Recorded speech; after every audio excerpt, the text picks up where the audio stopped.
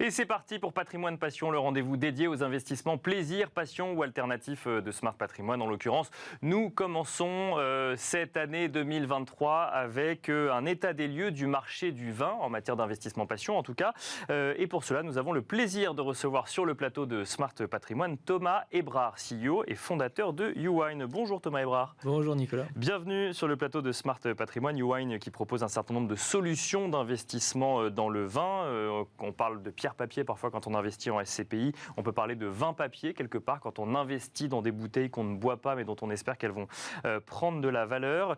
Cette année 2022 s'est terminée il y a quelques jours. Thomas Hébrard, est-ce qu'on peut déjà essayer de tirer un premier bilan à chaud? Alors on n'a pas encore les chiffres évidemment, mais de la dynamique du marché du vin en France. Comment est-ce que vous l'avez vécu cette année 2022? Déjà, quand on parle de marché du vin, il y a deux types de marchés. Il y a le marché du sourcing en allocation en primeur, donc l'achat en direct au domaine, et il y a le marché de la distribution du vin sur l'ensemble de ces caisses qui sont en distribution. Donc il y a l'achat en direct et ensuite la revente, c'est ça? La revente de ces vins, donc c'est le marché secondaire, et dans ce cas-là avec les vins qui sont notamment dans les grands crus, plutôt sur le grand export. Si on prend le marché de la location, en fait, il y a eu des volumes sur les millésimes 2020, 2019, donc quand je parle en dehors de Bordeaux, qui étaient relativement faibles, avec des prix plutôt élevés, mais les campagnes se sont plutôt bien passées. Et ensuite, il y a les primeurs à Bordeaux, donc c'était la commercialisation au mois d'avril du 2021. Oui. Là, il y avait des volumes corrects, une qualité qui était plutôt moyen plus, et des prix qui étaient aussi très hauts. Et là, les marchés ont été un peu en deçà. Donc une offre finalement moins conséquente qu'il y a quelques années, c'est ça qu'il faut comprendre sur 2019, 2020, 2021 de ces allocations qui étaient moins conséquentes que les années précédentes. D'accord. Après, sur les marchés donc, des livrables, de la distribution, il y a eu une année en deux phases. Les 6 premiers mois, vraiment extraordinaires, une belle reprise. Là, on sort du Covid, les Américains qui achètent plein pot. Là, on voit les restaurants qui se réouvrent et tout ça. Donc là, les distributeurs étaient au rendez-vous. D'accord. Oui. Et ensuite, le deuxième semestre où en fait, ça s'est plutôt bien calmé, y compris sur les grandes marques qui sont vraiment celles qui tirent les marchés de distribution et les différents échanges. Donc un certain ralentissement sur le deuxième semestre, mais avec en petite pointe positive la Chine. Oui, bien sûr. La réouverture, alors la réouverture, c'est peut-être un bien grand mot, mais en tout cas un assouplissement d'un certain nombre de mesures en Chine et ça a apporté une petite dynamique de fin d'année. Ça a été immédiat. On a un bureau à Shanghai et vraiment la reprise a été vraiment très forte dès le mois de novembre. Ouais, c'était super. Est-ce qu'il existe des dynamiques de marché différentes? Parce qu'effectivement, on parle des restaurants, on parle des Américains ou des Chinois. Est-ce qu'il y a des dynamiques de marché différentes selon qu'on parle de vin d'investissement ou de vin de consommation? Oui. On va dire oui. Effectivement, aujourd'hui, on a de plus en plus d'appétence pour acquérir ces vins dans un cadre spéculatif. D'accord. Et donc, les grandes marques font bien sûr le bonheur de ces investisseurs. C'est pas le modèle YouWine. Le modèle YouWine est complètement distributif. Il est d'investissement, mais il cherche la distribution derrière. D'accord. Et ce qui a tendance pour moi à un petit peu casser le marché. C'est-à-dire que le négociant à Bordeaux, qui est l'âme le représentant des différents châteaux bordelais, il se retrouve avec un modèle qui tend vers le trading. D'accord. Et plus la mise en avant des vins qu'il aime, des vins coup de cœur, le vin qu'il a chiné, etc. Et ça, je trouve ça un peu dommage. Ce qu'il ne fait plus, c'est ça. Et ça, c'est ce qu'il ne fait plus. D'accord. Il fait que répondre à une demande qui lui dit, je veux les 30 marques à Bordeaux et dont on connaît bien les grands noms.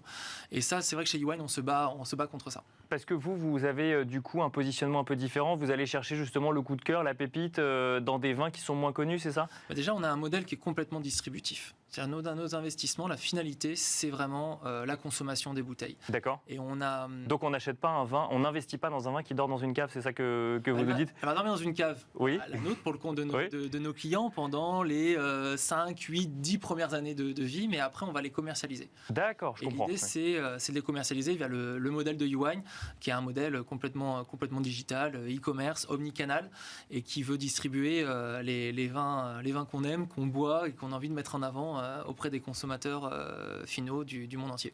Donc quand on a un modèle comme celui-là, j'imagine que l'idée c'est d'aller chercher des vins peut-être un petit peu moins connus, dont on estime qu'ils pourraient se développer, voire se faire connaître dans les années à venir, c'est ça? Et pourquoi? Parce que c'est ce qu'attend le consommateur. Si on lui parle de bouteilles à 300, 500 euros sur des prix primeurs, là c'est tous les premiers crus classés, les Cheval Blanc, les Lafite, les Moutons Rothschild, ils sont à ces tarifs-là. Donc nous on est là un petit peu perdus alors qu'on a envie de se créer cette cave. Et donc pour ça, il faut leur amener ce vivier de vin et il existe. Et donc il y a des vins entre 30 et 50 euros qui sont tout aussi intéressants, tout aussi bons et qui ont une histoire à nous raconter. Et donc nous, notre vocation, c'est vraiment de les mettre en avant parce que le consommateur final dont on fait partie, notre génération, c'est celui qui a envie de découvrir.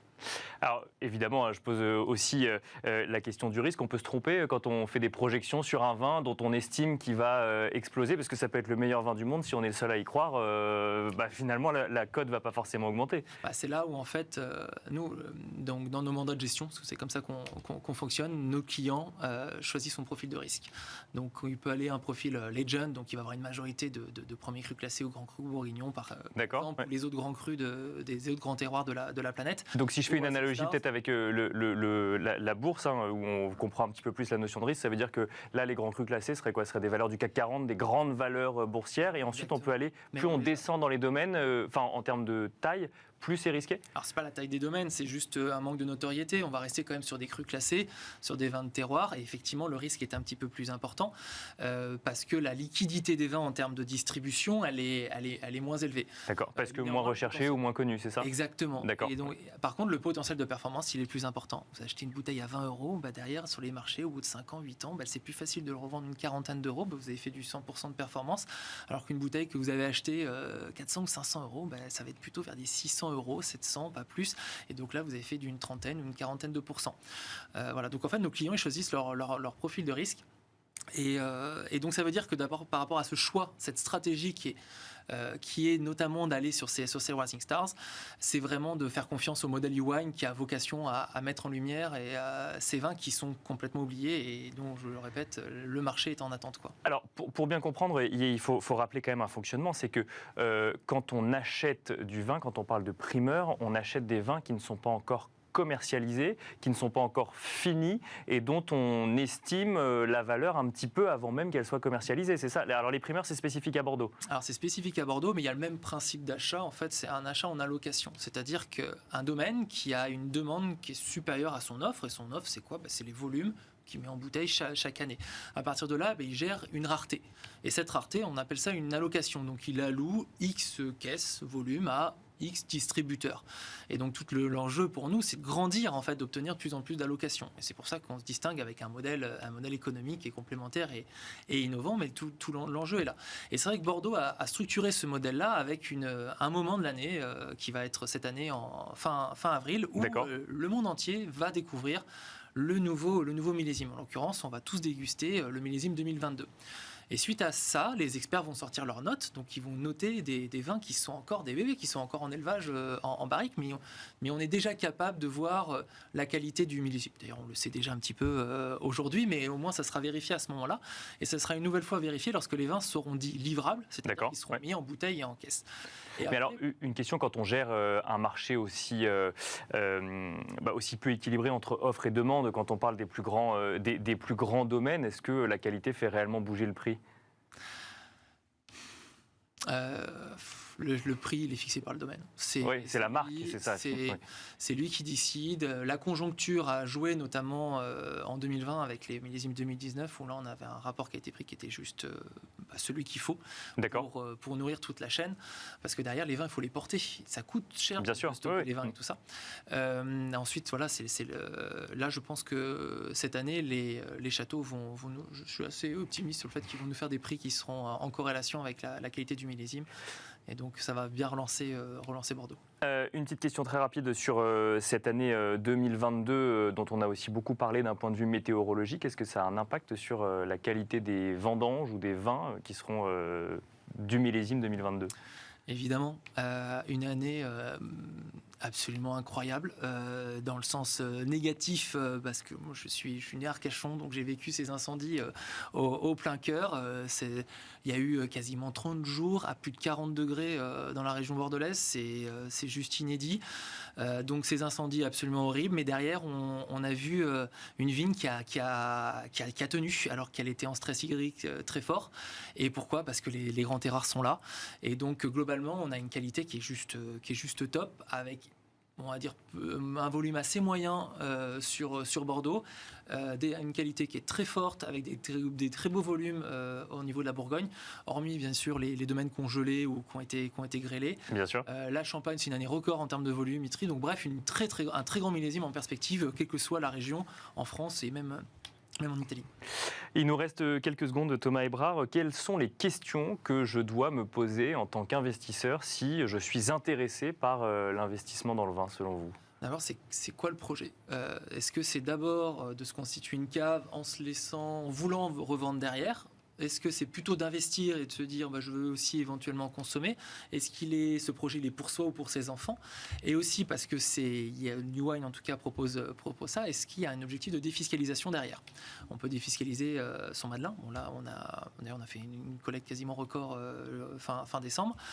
Également le remploi d'apport-cession pour ceux qui ont cédé leur société. Voilà, il y a des dispositifs fiscaux qui permettent aussi de profiter d'une diversification dans le vin. La fiscalité dans l'investissement dans le vin, c'est vrai qu'on n'en a pas parlé. Vous reviendrez nous en parler, Thomas Hébrard, sur le plateau de Smart Patrimoine. Merci beaucoup en tout cas d'être venu sur le plateau. Je rappelle que vous êtes CEO et fondateur de YouWine. Et quant à nous, on se retrouve tout de suite dans Enjeu Patrimoine.